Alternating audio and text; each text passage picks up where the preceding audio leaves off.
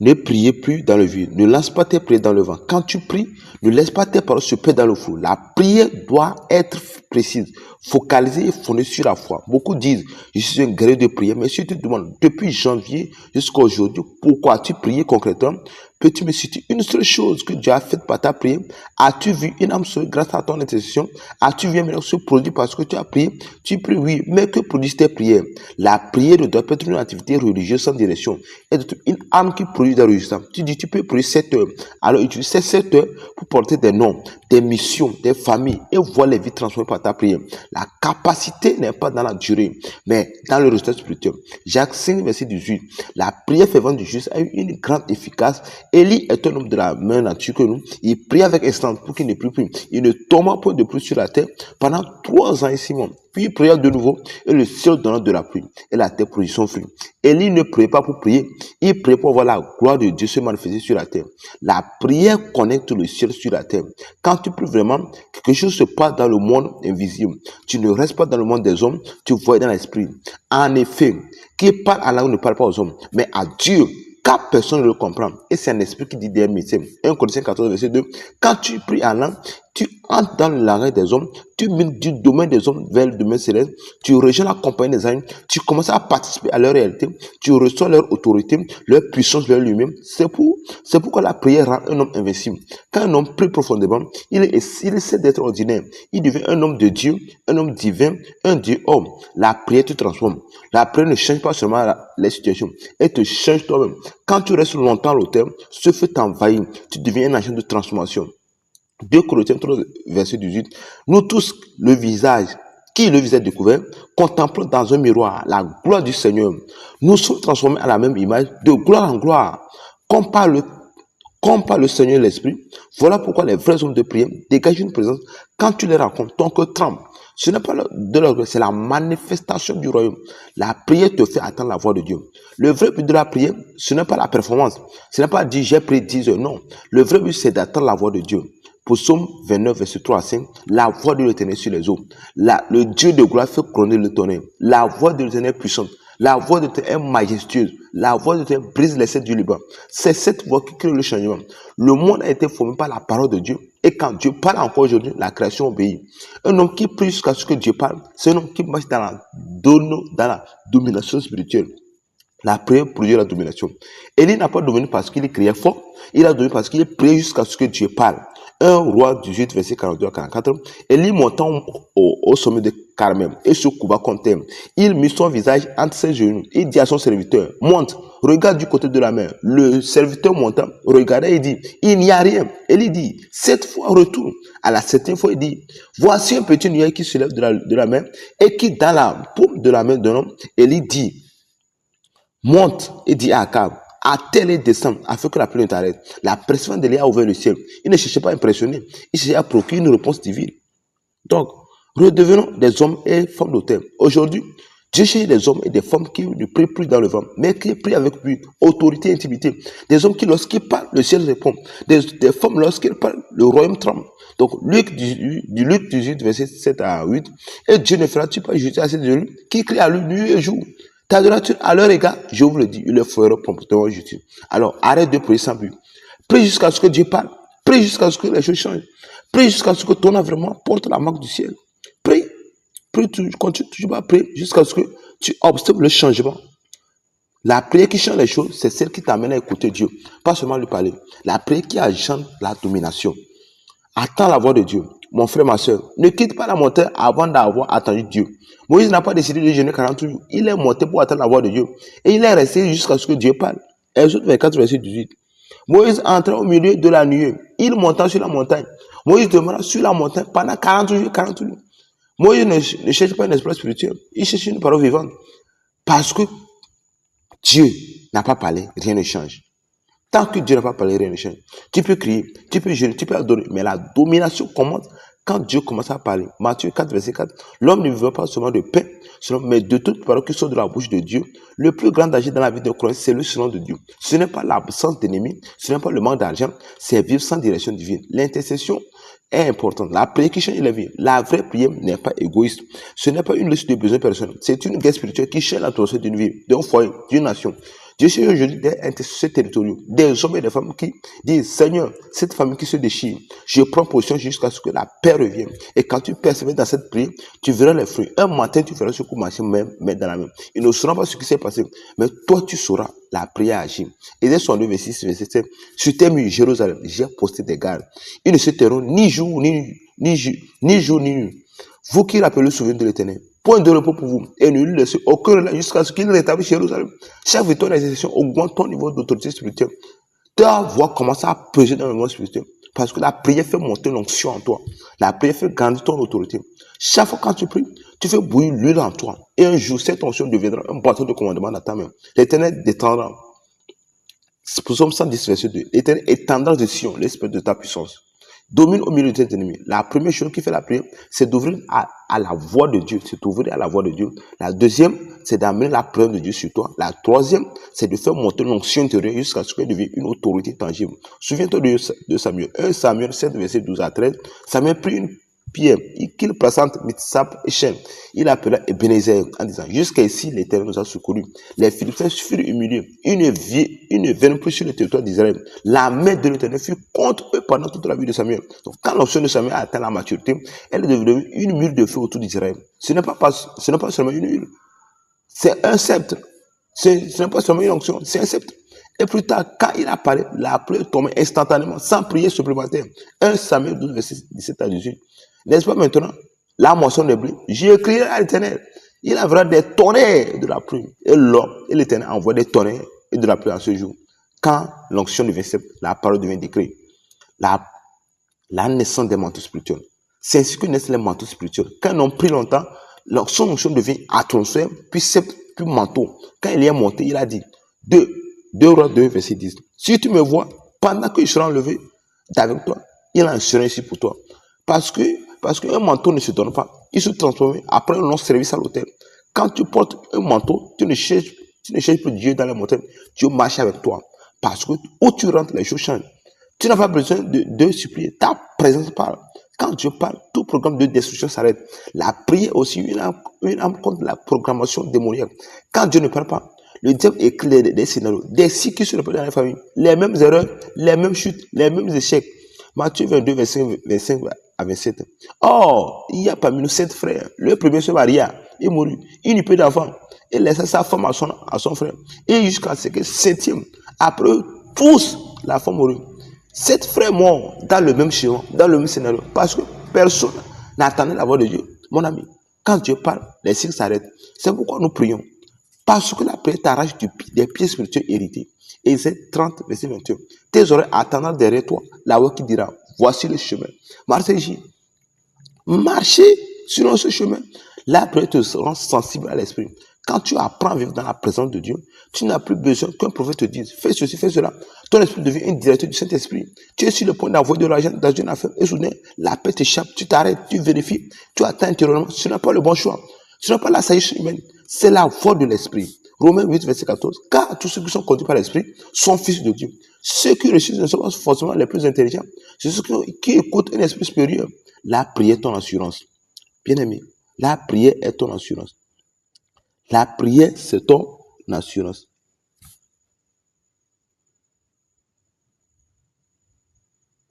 Bien-aimé, si tu te sens que ta vie devient confuse, tu n'arrives plus à prier, sache que tu es à la porte du danger. Parce que la prière est ton assurance. Elle garde ton esprit connecté au ciel. Elle aligne ta vie avec le plan divin. Elle t'empêche de tomber dans les pièges des générations passées. Et Ephésiens 6, verset 18. Fais en tout temps par l'esprit tout sortes de prières et de supplications. Veille à cela avec une entière persévérance. Prie jusqu'à attendre. Prie jusqu'à porter.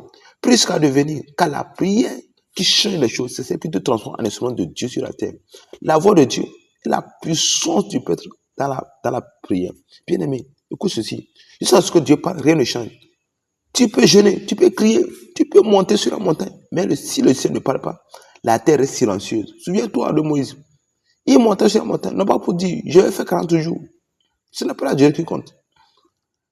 Si Dieu ne parle pas dans ta vie, tu peux prier plus longtemps dans la plus grande cathédrale du monde. Tu peux t'entourer des prophètes les plus puissants, rien ne changera. Mais quand sa voix descend, le désert devient un jardin. Souviens-toi de ce que le prophète Isaïe a dit. L'Éternel te conduira continuellement. Il rassasiera ton âme dans les lieux arides. Il redonnera de la vie à tes membres. Ésaïe 58, verset 11. Quand Dieu parle, même les morts reviennent à la vie. Quand sa parole est esprit et vie. Les paroles que je vous ai dit sont esprit et vie. J'insiste. La prière est le secret de l'autorité. Chaque fois que tu pries, tu ne fais pas seulement des demandes. Tu remues l'onction qui est en toi. Cette onction commence comme un feu intérieur, puis elle devient une atmosphère et enfin, elle se transforme en cette autorité dans ta main. C'est pourquoi la Bible dit, quand tu entras d'huile fraîche ma tête et ma coupe de bord.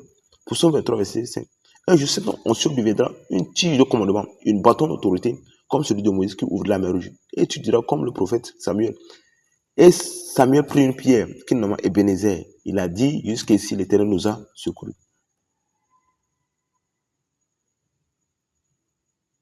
Bien-aimé, une seule parole de Dieu peut rester ce que 10 ans de labeur ont détruit. C'est pourquoi Jésus a dit, attends ma voix, je les connais, elles me suivent. Jean 10, verset 27. Quand tu pries, tu entres dans les fréquences du ciel.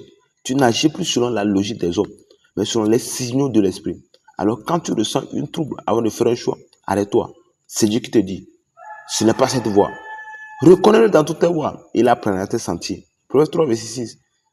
Lève-toi, guerrier de prière. Tu peux dominer, apprends à attendre. Tu peux vaincre, apprends à prier.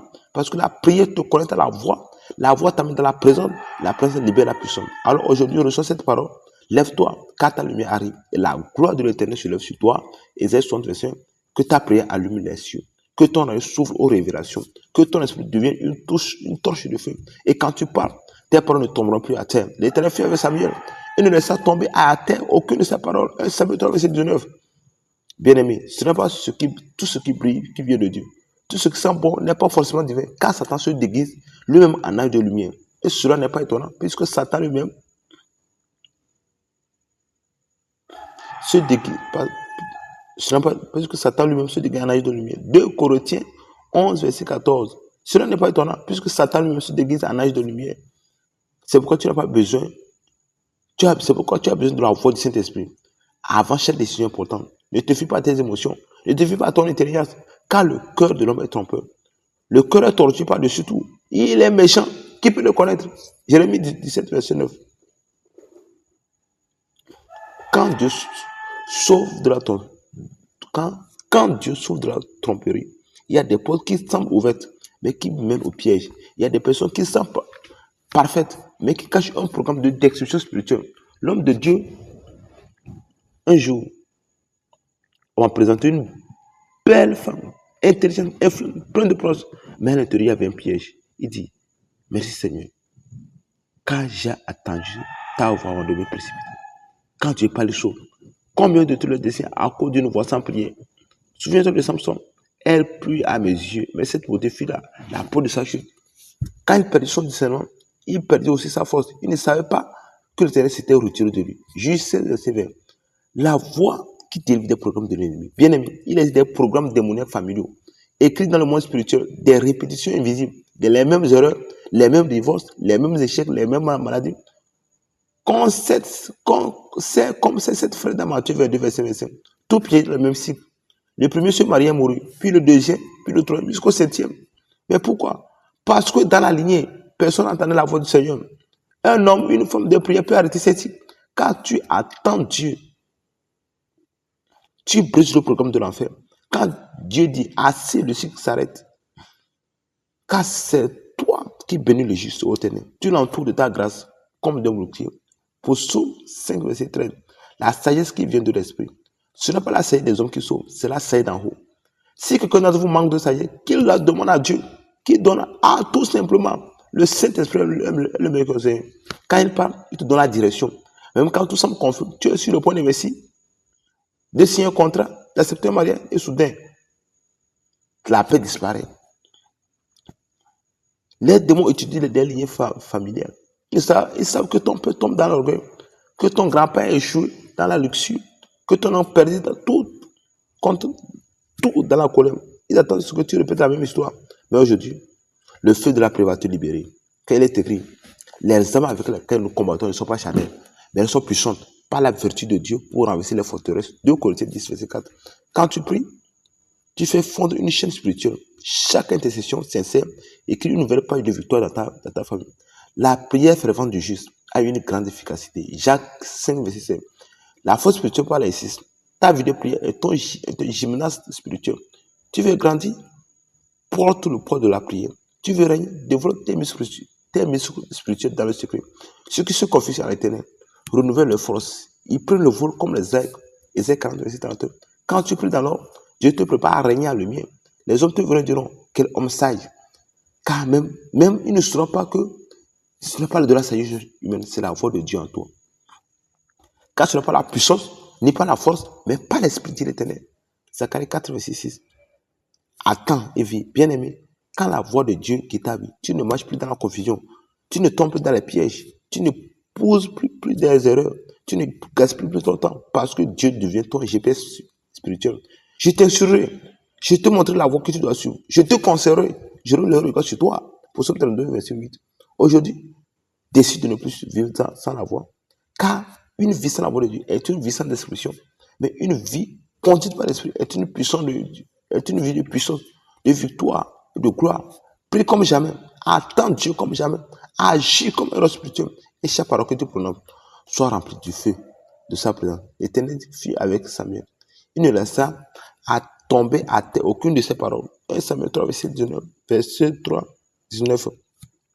La prière. Un jour, quelqu'un était tombé sur une puissance démoniaque. J'ai crié au nom de Jésus, lève-toi. Il est tombé de nouveau. Ma foi était secouée, mais il a continué. J'ai appelé l'église à prier. Nous avons persévéré. Un jour, le miracle s'est produit. Voici. Si tu ne mets pas de poids sur ta prière, elle n'aura pas de muscle. Elle n'aura pas de muscle. Tu risques d'avoir le titre de guerrier de prière sans jamais devenir agent de changement. La prière fervente du juste a une grande efficace. Jacques 5, verset 5. Ceux qui changent le monde par la prière portent du poids spirituel. Chaque semaine, cherche une cause et intercède. Vois une personne qui travaille, un commerçant, un malade, un étudiant. Prie pour lui. Même si tu ne le demandes pas, tu l'aides, mais tu t'aides toi-même. Car chaque prière te fortifie.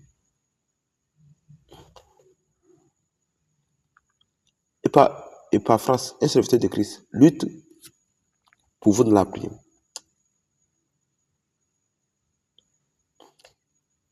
Epaphras, il commente toujours. Écris le nom de ta famille. Commence à les soulever en prière. Chaque victoire se retourne en travail spirituel. Tu verras, après un temps, tes paroles deviennent des décrets. Tu diras, sois béni, la bénédiction viendra. Tu diras, lève-toi, et les chaînes tomberont. Car Dieu est celui qui produit en vous le vouloir et le faire selon son bon plaisir. Philippiens 2, verset 13. Souviens-toi du prophète Isaïe. L'année de la mort du roi Osias, j'ai vu le Seigneur assis sur un trône très élevé. Isaïe 6, verset 1. Et quand la gloire est venue, il s'écrit, malheur à moi, je suis un homme dont les lèvres sont impures. Isaïe 6, verset 5. Quand la plainte de Dieu descend, elle te purifie. Quand tu penses être prêt, mais quand le feu tombe, tu réalises que Dieu veut te reconfigurer. C'est pour cela que Moïse a dû rester 6 jours sur la montagne avant que la gloire se manifeste. Et la gloire demeura sur la montagne de Sinaï. Et la nuit la couvre pendant 6 jours. Exode 24, verset 16. Cette présence agit comme un feu qui conduit l'impurité. Elle relève les désirs cachés, les attachements invisibles, les faux motifs. Il y a des gens qui semblent spirituels jusqu'à ce que l'argent arrive. Si Dieu ne traite pas ton cœur, le jour où la richesse viendra, tu risques d'oublier sa mission. C'était quitte leur appel pour des appartements à Dubaï, des lustres temporaires et finissent spirituellement ruinés. Que sera-t-il un homme de gagner tout le monde s'il perd son âme? Quand tu portes la présence de Dieu, tu deviens un instrument divin. Tu n'as plus besoin de supplier pour des contrats, des opportunités, des faveurs. Les gens reconnaissent la gloire en toi. Quand Moïse descendit de la montagne, il ne savait pas que la peau de son visage rayonnait parce qu'il avait parlé avec Dieu.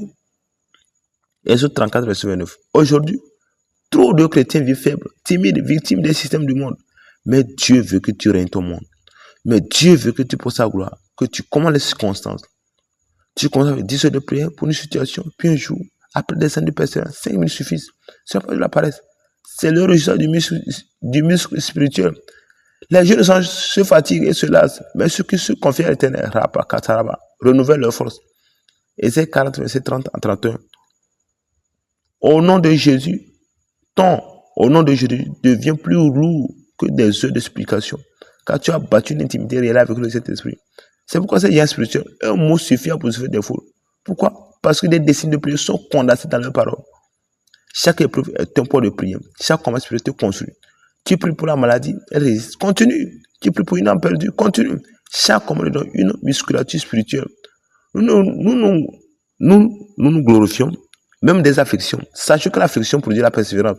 La persévérance, la victoire dans l'épreuve. Et la victoire dans l'épreuve, l'espérance. Romains 5, verset 3 à 4. Tu veux voir Dieu, tu veux attendre sa voix, tu veux porter son feu, alors prie sans relâche. Priez sans cesse. 1 Thessaloniciens 5, verset 17. Ils regardaient à lui et furent rayonnants, et leur visage ne fut point couvert de honte. Psaume 34, verset 5. Car ceux qui persévèrent dans la prière deviennent la lumière de leur génération. Ils ne parlent pas seulement à Dieu, ils le transportent. Quand un homme prie véritablement, il ne reste jamais le même. La prière chante ton visage, ton regard tape ton atmosphère. Quand il vient l'assurance de pied de Jean, il reconnaît qu'ils avaient été avec Jésus. C'est le véritable christianisme, non pas une religion, mais une expression de Dieu à travers l'homme. Ce n'est plus moi qui vis, mais c'est Christ qui vit en moi. Galates 2, verset 20. Que Dieu t'enflamme aujourd'hui. Que le feu de la prière revienne dans ta vie. Que la présence de Dieu repose sur toi. J'ai prié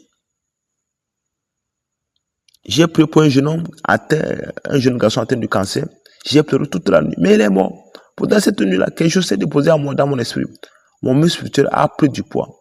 Beaucoup auraient abandonné là, mais les hommes de feu ne furent pas la défaite. Il a transformé en carburant spirituel. Ne vous laissez pas de faire le bien. Quand au moment convenable, par Rakatorabaché, nous mentionnerons si nous ne nous relâchons pas. Galates 6, verset 9. Il a continué à prier pour les malades, encore et encore. Et un jour, le miracle s'est manifesté. Une femme atteinte de cancer depuis 5 ans a été guérie instantanément par la puissance au nom de Jésus. C'est ainsi qu'on garde dans la prière. On porte les douleurs du monde. On apprend à croire. On apprend à tenir jusqu'à ce que la foi devienne une réaction naturelle. Beaucoup parlent, peu prient. Beaucoup s'agitent, peu persévèrent. Mais les véritables intercesseurs ne se reconnaissent pas à leurs paroles. Ils se reconnaissent à leurs résultats. Vous les reconnaîtrez à leurs fruits. Matthieu 7, verset 16. Un homme qui prie, tu le verras. Dans ses victoires, tu verras les montagnes s'aplanir, les portes s'ouvrir, les âmes changer. Les faux prières font beaucoup de bruit, mais le Seigneur n'attend que la voix de ceux qui brûlent. Élie est un homme de la même nature que nous. Il prie avec instance pour qu'il ne pleuve point. Il ne tombe point de plus sur la terre pendant 3 ans et 6 mois. Chaque 5, verset 17.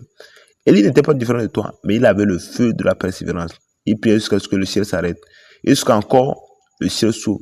La présence de Dieu, ton armure. Bien-aimé, tu n'as pas besoin de fuir les tempêtes du monde. Si tu portes la présence de Dieu, c'est le monde qui tremblera devant toi. L'Éternel marchera devant toi. Il sera avec toi. Il ne te délaissera point. Deutéronome 13, 31, verset 8. Quand Daniel était en exil à Babylone, il n'y avait ni trône, ni armée, ni armée puissante, mais il avait la présence de Dieu. Et cette présence-là est levée au-dessus des rois. On te recherche dans un esprit supérieur. Quand tu portes cette gloire, même dans un pays étranger, tu es au-dessus des lois de Dieu, des lois du lieu. La présence de Dieu fait de toi un gouverneur invisible. Tu n'as plus besoin de vendre ton emploi un contrat. Tu n'as pas besoin de corps pour avancer. Tu n'as pas besoin de compromettre ta sainteté. Car la gloire de Dieu est sur toi. Les hommes te cherchent. Les postes s'ouvrent. Les opportunités deviennent une réponse à ta prière silencieuse. Car tu bénis le juste, ô Éternel. Tu l'entoures de ta grâce comme d'un bouclier. Psaume 5, verset 12. Quand tu pries véritablement, tu deviens un phénomène spirituel. Tu n'as plus besoin de prier, de parler beaucoup. Ta présence simple communique la crainte de Dieu. Ce que je priais 10 heures avant, je peux le décréter en 5 secondes aujourd'hui. C'est ça, la conscience spirituelle. Tu passes de longues heures à commander le secret. Et un jour, ta sainte parole devient un commandement céleste. Quand il parle, et la chose existe. Il ordonne et elle paraît. Psaume 33, verset 9. Les nations ont battu leur autorité. Ainsi, par des décennies de langue, d'intercession de feu, leur soit béni vaut plus que 10 heures de prière réunies. Mais ne te trompe pas. Ils n'ont pas hérité cela par hasard. Ils l'ont bâti jour après jour dans le secret. Mais toi, quand tu pries, entre dans ta chambre, ferme ta porte et prie ton Père qui est là dans le secret. Et ton Père qui va dans le secret te le rendra. Matthieu 6, verset 6. Tu vois la gloire, tu dois soulever des poids spirituels. Chaque épreuve est un poids. Chaque combat est un exercice et chaque prière te construit. Tu ne peux pas dire que je suis fort sans avoir affronté de bataille. Tu ne peux pas dire que j'ai la foi sans avoir pleuré à genoux. quand nos légères afflictions du moment présent produisent pour nous, au-delà de toutes nos mesures, un poids éternel de gloire. 2 Corinthiens 4, verset 17. Voilà pourquoi cette prière semble dure. Dieu veut que tu portes du poids. Il veut t'élargir, que ton esprit devienne plus vaste que ta douleur. La véritable transformation par la prière. La prière ne change pas seulement les circonstances, elle change l'homme qui prie. Quand tu restes devant Dieu, tu deviens notre homme.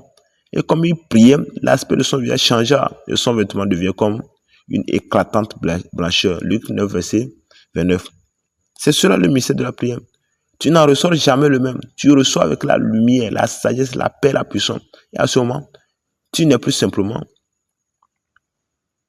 croyant, tu deviens le reflet de Dieu sur la terre. Vous êtes la lumière du monde. Matthieu 5, verset 14.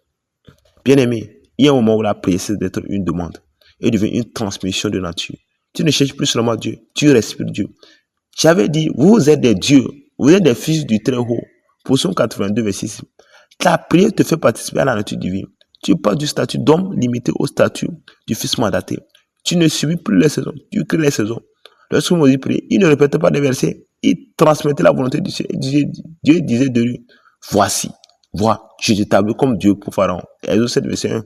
Autrement dit, la prière avait tellement transformé Moïse que même les puissants de l'Égypte reconnaissaient une autorité surnaturelle sur lui. Il parlait et la nature obéissait. Il levait la main se divisait. Jésus priait non parce qu'il doutait, mais parce qu'il négociait avec le Père dans l'intimité. Jésus ayant prié, son visage changeant. Il se rendait dans le lieu désert et priait. Luc 5, verset 16. Son secret là est là. Le secret est là. Ce que la prière te distingue. Les hommes qui ne prient pas vivent selon le naturel, mais les hommes et les femmes de prière vivent selon le céleste. Quand tu pries réellement, le monde ne te comprend plus. Quand tu n'agis plus selon la logique des hommes, tu agis selon le plan de Dieu. Ce n'est plus moi qui vis, c'est Christ qui vit en moi. Galates 5, verset 20. Quand tu es un homme d'autorité, un homme qui prie beaucoup devient une extension de la voix de Dieu. Quand il parle, le ciel confirme. Quand il décrète, la terre exécute. Les apôtres rendaient avec une grande puissance témoignage de la résurrection du Seigneur Jésus et une grande grâce reposée sur eux tous. Acte 4, verset 33. Ce n'est pas la longueur de la prière qui fait la différence, mais le poids de gloire que tu portes. Quand tu es saturé de Dieu, ta sainte parole devient un décret spirituel. Il envoie sa parole et les guérit. Psaume 67, verset 20. Voilà pourquoi dans cette saison, Dieu te garde à genoux. Il te construit en silence pour que ta voix un jour porte la puissance du tonnerre céleste.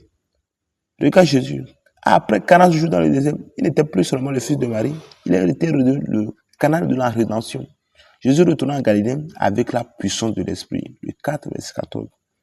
Un homme qui a prié sérieusement ne revient jamais le même. Quand il rentre dans un lieu, les atmosphères changent, les démons s'agitent, les destinées se débloquent. Quand tu pries, Dieu t'équipe. Quand tu insistes, Dieu t'établit. Quand tu persévères, Dieu t'oigne. Tu undiras ma tête et ma cour déborde. Psaume 23, verset 5. Voilà pourquoi tu ne dois jamais négliger ton autorité de prière. C'est là que Dieu dépose ton mandat. C'est là que tu reçois ton autorité. C'est là que tu deviens dangereux pour le royaume des ténèbres. Lève-toi, prie, car ta lumière arrive. Et la gloire de l'Éternel se lève sur toi. Ésaïe 60, verset 1. Bien-aimé, ta saison de médiocrité est terminée. Tu as prié, tu as pleuré, tu as semé dans les rames. Mais Dieu dit maintenant, c'est ton temps de régner. Sois embrasé par le feu du Saint-Esprit. Que ta vie devienne un autel vivant. Que tes paroles portent la puissance du ciel. Et que partout où tu iras, le monde reconnaisse que Dieu est avec toi. Et les nations verront ta justice. Et tous les rois de gloire. Ésaïe 62, verset 2. Prions. Seigneur, allume-moi le feu de ta présence. Donne-moi la persévérance des anciens, la foi d'Abraham, la puissance de Dieu et l'amour de Christ. Fais de moi un instrument de gloire, que ma voix fasse trembler les cieux et que ma vie glorifie ton nom. Au nom puissant de Jésus-Christ. Amen.